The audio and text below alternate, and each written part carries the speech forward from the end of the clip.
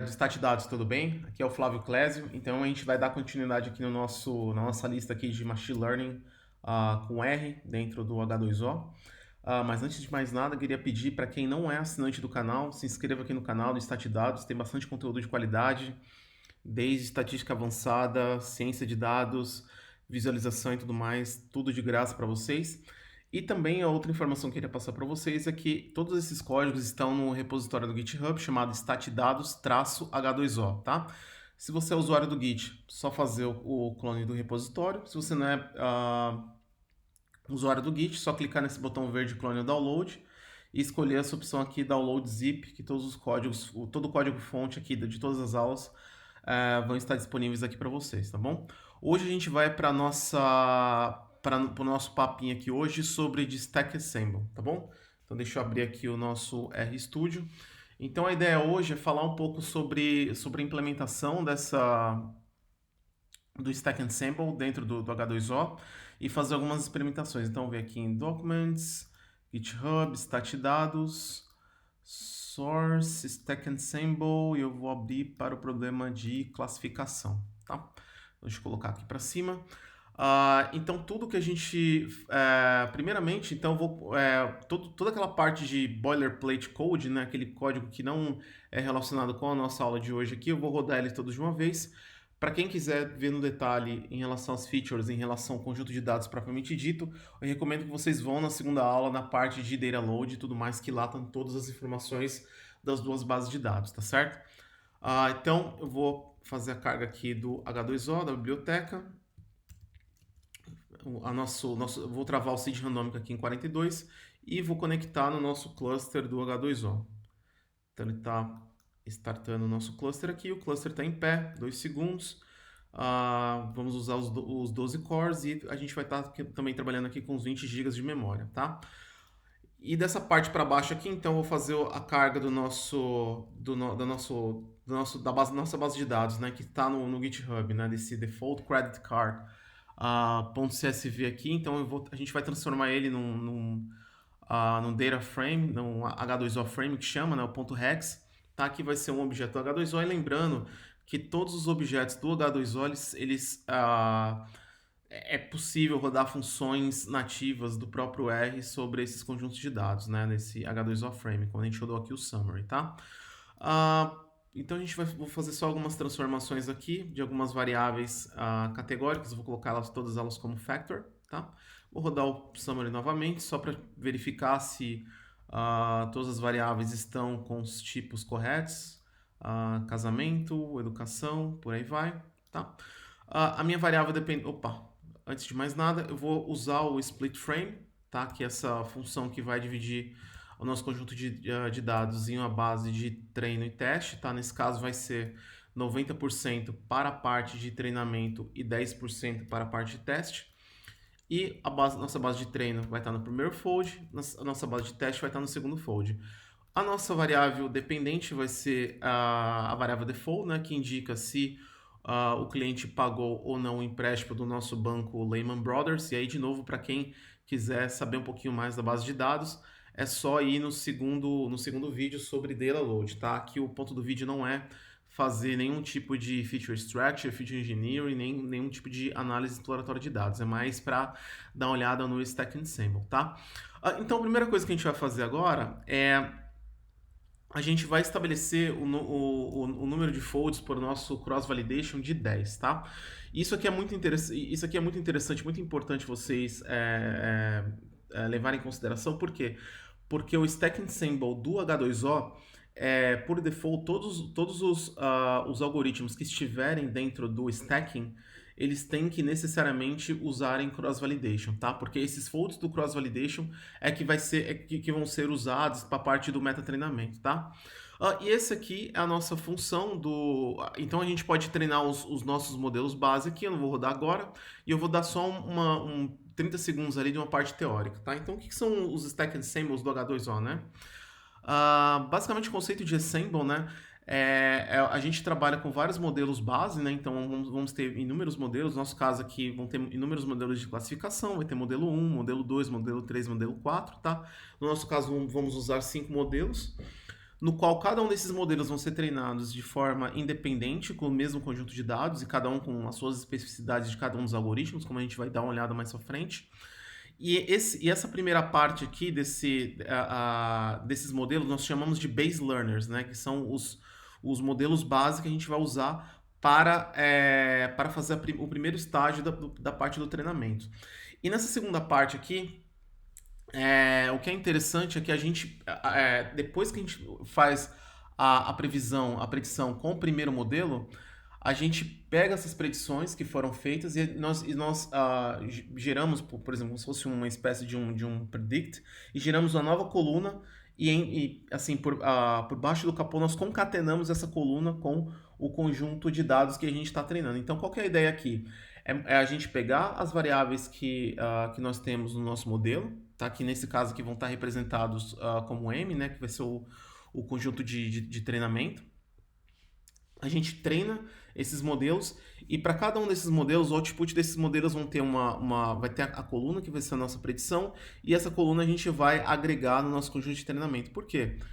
Porque essas colunas vão ajudar assim, a grosso modo, vão ajudar o nosso segundo classificador, que vão estar aqui nesse second level model, a ter mais ou menos alguns valores que porventura possam ser os valores de predição daqueles modelos, né? E aí, essa parte do assemble, que nós chamamos aqui, se for uma variável, por exemplo, contínua, né? Essa parte do assemble pode ser via que a gente chama de averaging, né? Que vão ser tiradas as médias das predições para o mesmo registro, usando os outputs de todos os modelos. E se for modelos de classificação, pode ser aí usado, por exemplo, estratégias como o voting, tá? E aí, nesse segundo level aqui, nós usamos tanto o conjunto de treinamentos quanto o output desses modelos. Através do treinamento desse segundo nível aqui de modelos, nós temos a predição final. Aqui nesse gráfico, a gente tem... Deixa eu só maximizar aqui um pouco a tela. Então, aqui a gente tem uma representação, né, no qual a gente teria o conjunto original de dados. No primeiro nível, teremos os modelos aqui, que vão do modelo 1, 2 até o modelo M. Aqui nós agregamos no conjunto de treinamento as predições dos modelos imediatamente anteriores. Tá? No segundo nível de modelos, nós treinamos alguns modelos utilizando não somente o X, né, que é o nosso conjunto de dados, mas também as predições são feitas e no final a gente tem a nossa predição aqui, tá? Isso vai ficar mais claro agora no código. Deixa eu voltar aqui no RStudio. E o que a gente vai fazer agora? Vamos treinar, qual que vai ser a nossa estratégia de treinamento para esse Stacking Assemble aqui? Nós vamos usar alguns modelos, digamos assim, vanilla, né? Alguns modelos mais simples, como base learners, e a gente vai, ao longo no segundo nível, né? A gente vai treinar com modelos um pouquinho mais complexos. Então, nesse caso aqui, a gente vai usar o primeiro modelo, a gente vai treinar com uma Random Forest, tá? Que vai estar aqui com 50 árvores, com stepping rounds, com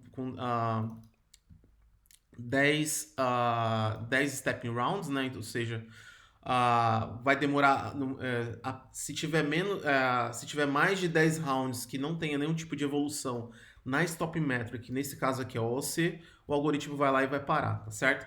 E de novo, se a gente quiser acompanhar o treinamento, o que a gente pode fazer é ir no flow, tá? E onde que vai estar o flow? Localhost 2.54321, se vocês estiverem na máquina local de vocês. Se vocês estiverem no cluster, vai ser o endereço do cluster, tá? Primeira coisa, cluster status, cluster operacional. A gente vem aqui nos jobs e o nosso job aqui de Random Forest já está rodando aqui, como a gente pode acompanhar. Então, se eu clicar aqui em cima, ele já está em progresso aqui de 87%, 88%, e já está quase terminando, está fazendo os scorings. E daqui a pouco ele vai gerar o resultado para a gente aqui. Pronto. Já acabou. Então eu volto aqui para a IDE, aqui para o RStudio. A ideia agora não vai ser muito acompanhar pelo Flow. Quem quiser saber o que é o Flow ou acompanhar os outros algoritmos, eu recomendo que vão nos vídeos específicos de cada uma das técnicas, que lá tem todas as descrições dos algoritmos propriamente ditos e do Flow também, e no qual vocês podem realizar a visualização de dados, né, nessa parte aqui do front-end. Tá? O nosso ponto agora é a gente falar somente do Stack Ensembles. O segundo modelo base, né, o segundo base model, eu vou trazer também uma uma Randall Forest, tá? E uma coisa, uma característica importante vocês levarem em consideração é que além dos enfolds, né, do cross validation, uma das coisas que vocês têm que colocar para todos os algoritmos de treinamento é esse keep cross validation predictions, porque essa variável vai ser esse atributo vai ser o atributo que vai determinar se os folds do cross validation que estão sendo usados para a parte de validação interna do modelo vão ser usados para a fase imediatamente posterior, no caso, se a gente estiver usando Stack and Samples, tá? Então isso aqui é bastante importante. Modelo base segundo treinado, eu vou treinar um outro modelinho aqui usando Deep Learning, tá? Somente com 2 camadas escondidas, tá? Então nosso modelo aqui é um feed-forward, então vai ser todos os neurônios conectados imediatamente com os neurônios posteriores. Aqui, como eu estou usando ponto 1.1 tanto no L1 quanto no L2, ele está dando aqui uma Elastic Net, tá?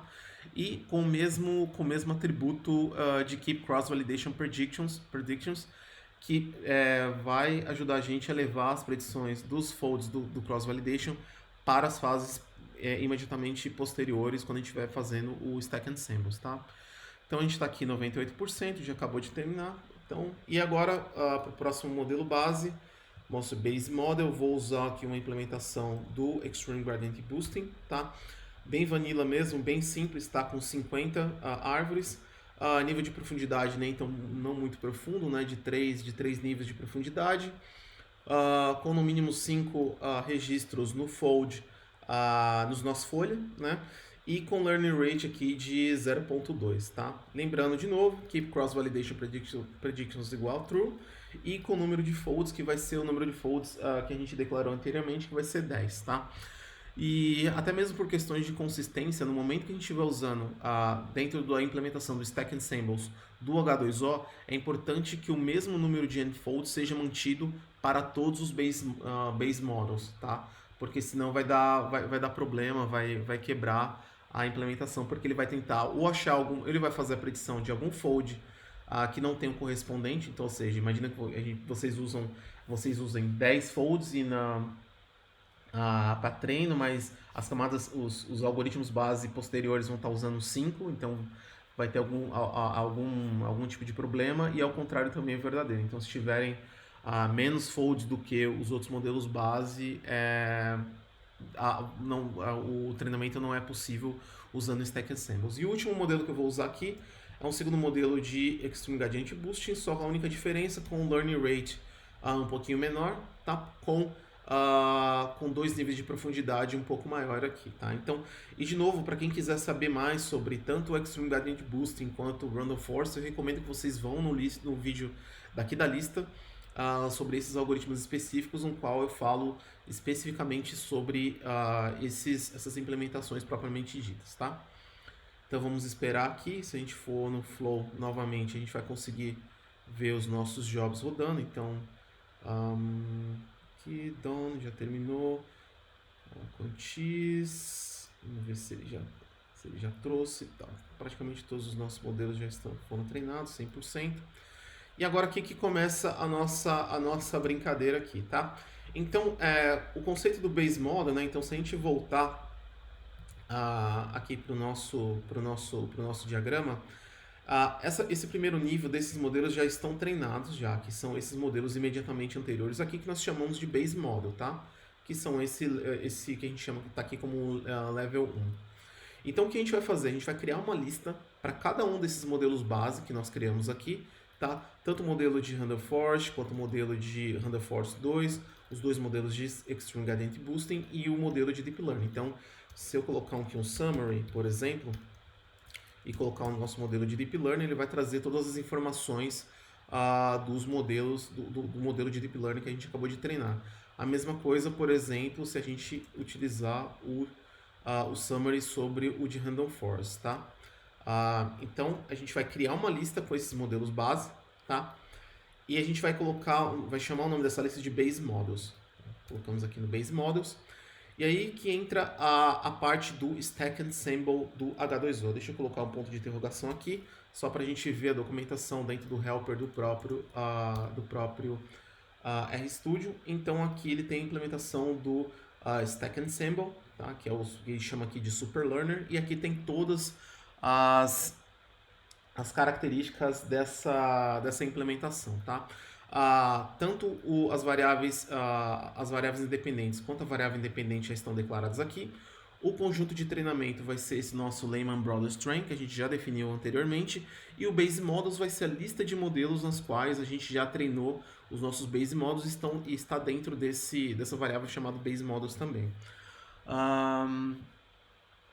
Deixa eu ver se tem algumas funções aqui que a gente pode usar. Em relação ao MetaLearner, né, o que a gente pode usar o H2O, por default, ele usa essa implementação aqui que chama de auto, né? Então ele identifica qual o melhor algoritmo que vai se adaptar com o conjunto de treinamento, dados os folds que vêm dos base learners, e ele vai fazer a atribuição. No nosso caso, eu não quero colocar auto aqui, eu quero escolher ele como meta learner, né? O nosso meta learner vai ser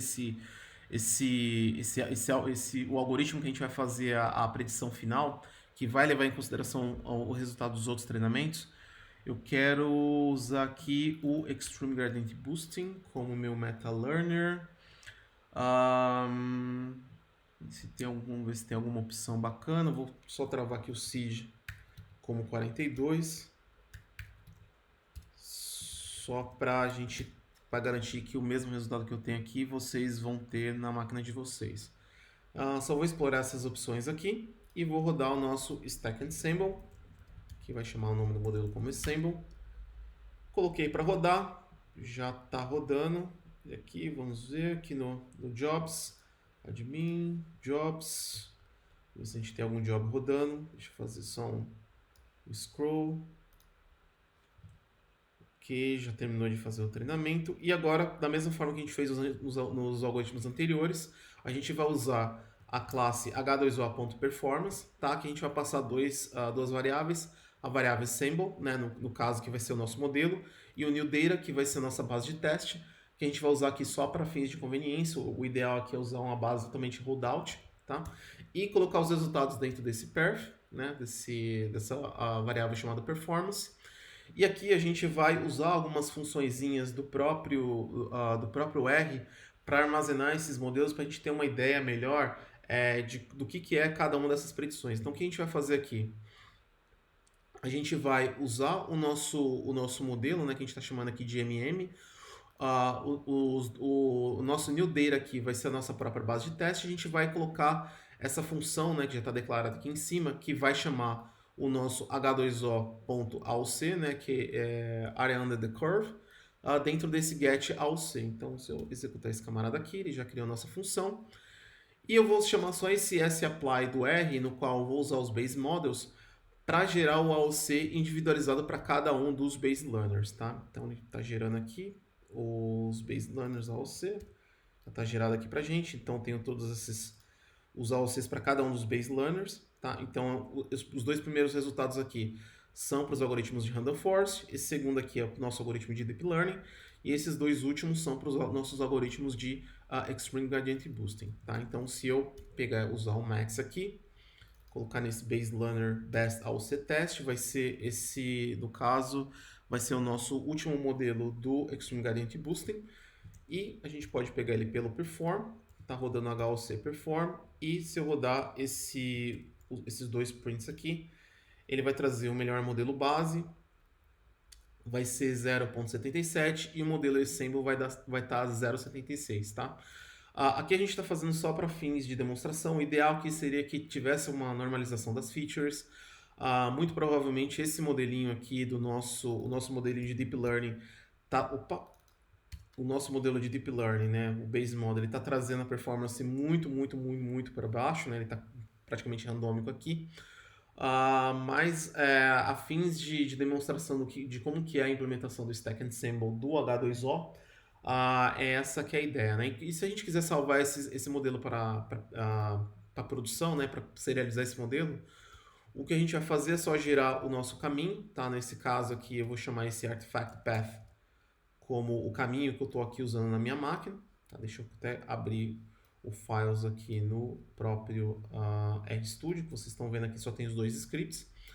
E eu posso chamar o save model, tá? Que ele vai ser o método que vai salvar esses objetos no disco. Então, eu vou chamar o meu modelo assemble, o meu caminho, né, que nesse caso está como esse artifact path, e eu vou colocar force como true, para se caso houver algum outro modelo, ele vai lá e vai sobrescrever. Então, eu rodei esse camarada aqui, ele já aparece o modelinho aqui já serializado.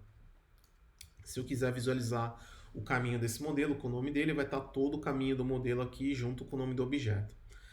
Se eu quiser fazer um teste desse modelo, né, para ver se ele tá rodando mesmo, né, a única coisa que eu preciso fazer é só pegar o caminho dele e chamar esse método load model e carregar nesse objeto que eu chamo de saved model. Então, se eu rodar o summary nesse saved model, ele vai trazer para mim aqui as informações do modelo, né? Então, nesse caso aqui, ele está dando o modelo Stack Ensemble, já está dando aqui do modelo e já está dando todas as métricas aqui de avaliação do modelo, né? Então, tá dando aqui 0,85 aqui de AUC, provavelmente muito na parte de treinamento, não de teste, tá?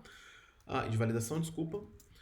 E se a gente quiser fazer uma predição com esse Saved Model, o que a gente vai fazer é só usar o nosso H2O Predict, no qual a gente vai passar o Saved Model, que é o nosso modelo que a gente acabou de carregar, e a nossa base de teste, que é um H2O Frame, que a gente vai carregar dentro desse Model Predict. Então, eu vou rodar esse camarada aqui.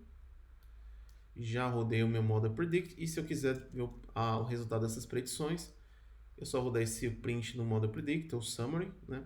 Que ele já vai trazer aqui, que ele vai trazer tanto a classe que ele fez a predição, quanto a parte de probabilidade, tá? E lembrando de novo, né, uma pequena dica para quem estiver usando probabilidades na parte de classificação do H2O, eu recomendo fortemente que vocês usem as opções de calibração de cada um dos classificadores, porque isso aumenta um pouco mais a robustez em relação a como que as probabilidades são dispostas no momento da predição, né, que lida com alguns thresholds, alguma coisa desse tipo, tá? Se a gente quiser fazer a serialização do modelo para artefatos, tanto Pojo quanto Mojo, né, que são artefatos que podem ser embutidos em códigos da linguagem Scala e da linguagem Java, o que a gente precisa fazer é somente chamar esse método download mode, no qual a gente vai passar o modelo, que nesse caso vai ser assemble. A gente vai passar o caminho, que nesse caso aqui vai ser o mesmo caminho que a gente salvou o modelo anteriormente, que está como artifact path.